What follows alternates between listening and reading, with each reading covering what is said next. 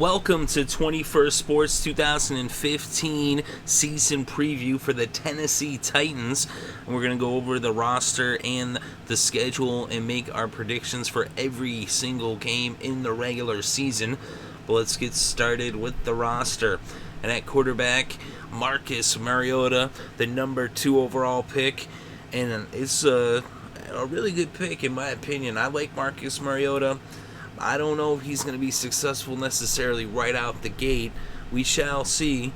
He does have pretty good feet under him, so he can actually escape the pocket, and that's going to be something that's going to save him from taking some sacks, and he can extend some plays, and it'll be interesting to see what level he performs at in his rookie season. But I think it's going to take him a couple years to get to the point where he actually has, success in the NFL to the point of leading a team, to victory and being competitive in this division. It's a tough division with the Colts and the Texans and the Jaguars are actually making some strides and improving as well. So I do like the Tennessee Titans, and I like that they got Marcus Mariota as their quarterback, and I do believe the future is bright. I like Whisenhunt, but, the future isn't necessarily now. So at running back, you got Bishop Sankey. They also picked up Terrence West. Of course, you got McCluster as well. So, it's kind of like a running back by committee type of situation. Although, they do have talent there. I think West is a good back, and I do like Sankey as well. McCluster's a threat out of the backfield to catch the ball. And then receiver, they brought in Harry Douglas. They also have Kendall Wright and Justin Hunter. Hunter, he's a big target. And then they also got Dorial Green-Beckham. And then at tight end, Delanie Walker. Delanie Walker is one of the better tight ends in all of football. He's the top 5 tight end, in my opinion.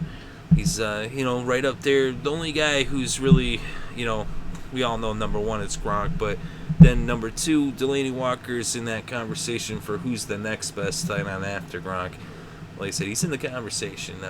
Jimmy Graham had been the guy, but I think Delanie Walker might be the second best tight end in football. I said, Gronk is just Gronk. He's freaking ridiculous. But Delanie Walker is actually really good, too. And when him and Mariota start to build up a rapport, it'll be interesting to see what kind of numbers he puts up. And they also brought in Anthony Fasano. I like Fasano a lot. I think he's got some really good hands, and he's a good blocker, and he's good in the red zone. So you got, some interesting, players, some good talent on the offense. They don't really have a lot of production necessarily out of the backfield. And of course, like I said, there's going to be a learning curve and some growing pains with Mariota.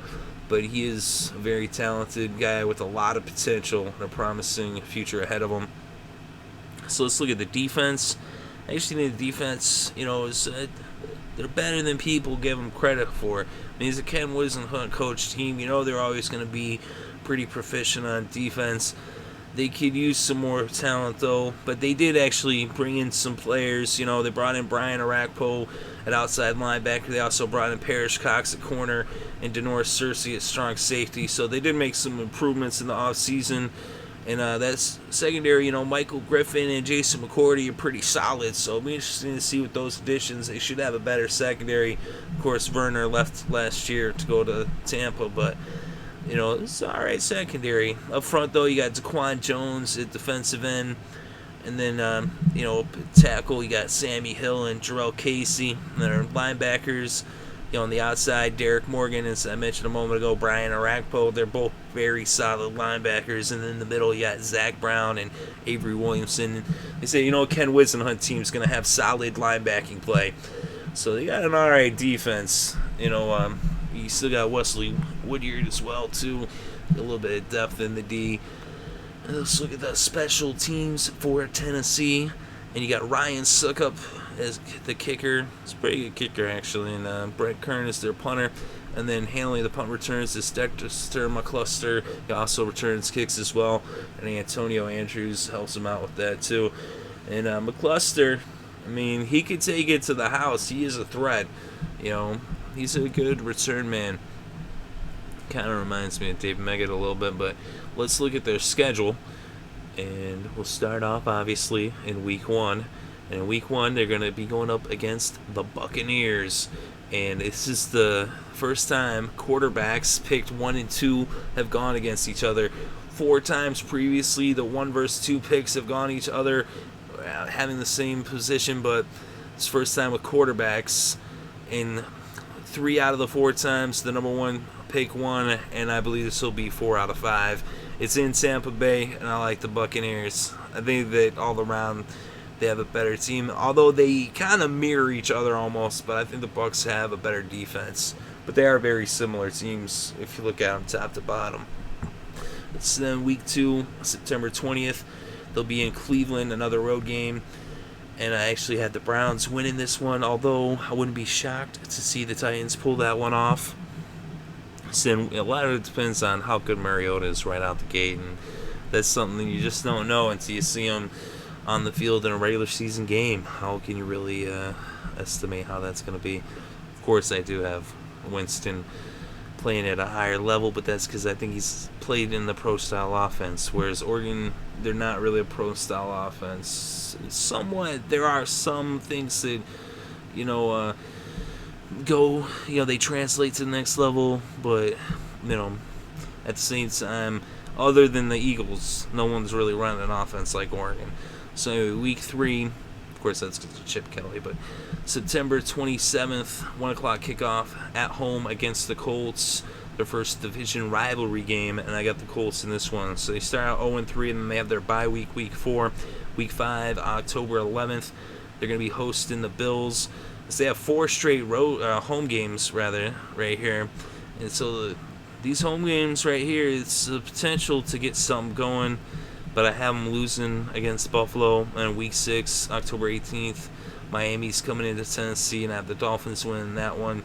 The Dolphins are a really solid team. So in week 7, October 25th, the Falcons are coming into Tennessee, and I have the Falcons winning. That is a game, though, I do give them a chance to win that one. I think they might be able to beat Buffalo, too. Maybe they can split these games, but at this point, I still have them winless. So then week 8, November 1st, this is against the Texans in Houston, and they don't really have much of a chance to win that game. Here's the thing to remember, too. I've said this already a couple times about a couple other quarterbacks. And the thing is, Troy Aikman's first season, he was 1-15. So even if you have a rough year, just coming out the gates, that doesn't mean that, it's all over. You can have a bad year coming in. It's a baptism of fire. That's how you learn. That you have your learning curve. You have your growing pains. You get out there. You get your face dirty. You get your jersey dirty. You get your nose bloody, and you're freaking playing some football. And then in the end, you come out tougher and better and stronger. And you learn, that's how you got to learn. It's just go out there and play the tough teams, play the tough games. I mean, you got to play the games in front of you, but, you put your best players out there, you put your quarterback out there, and you let them learn on the field. You obviously, the most learning happens off the field in practice and in the study rooms and everything, but you got to play those games. You got to get out there in full speed, against the highest level of competition. So week 9, November 8th, they're going to New Orleans to face the Saints, and the Saints are a really tough team at home, and so I have the Saints winning this one. So then week 10, they're going to be hosting the Panthers, and I finally have them winning a game as they will beat the Panthers, and they will be winless no more. And actually, at that point, it will be the battle of the winless, because I had the Panthers also having not won a game at that point in the season. So in week 11, after having beat the Panthers, they'll be on Thursday Night Football against their division rivals, the Jags. First time they're going to see the Jags here in week 11. And I actually had the Jaguars winning that game. I think the Jaguars are going to be a tougher team than people give them credit for. And then week 12, November 29th, they're going to be hosting the Raiders. And same thing, I think the Raiders are going to be a tough team this year. I think they win this game. So then week 13, they're going to be hosting the Jaguars, and I have the Jags sweeping the season series, although I could see Tennessee winning that game in Tennessee. They always play each other tough. They're actually a lot better games than people give them credit for when the Jags and the Titans mix it up. They're division rivals. They're familiar with each other. It's tough to sweep, a team in your division. Of course, they're the only teams you face in the regular season twice, but I think the Jags are going to do it this year. So then week 14, December 13th, they're going to be going to New York to face the Jets. I actually think they're going to win this game against the Jets. I think Mariota goes in there and beats New York. New York wanted Mariota, but they didn't get him because Tennessee took him right there at number 2, and that was a smart move by Tennessee in my estimations. So then week 15, December 20th, the Patriots is where they're going to have to go. That's Foxborough against New England. And so I think that the Patriots win that game. Then week 16, December 27th, they get the Texans coming in. And I believe the Texans win and sweep the season series. And then week 17, they got to go to Indianapolis to face the Colts. And I think the Colts are going to sweep them as well. So I think they're going to lose all their games in their division. Maybe they take one against the Jags, but the Texans and the Colts are just so much better. They're really, really tough teams with really, the Texans got a crazy defense. The Colts got a crazy offense.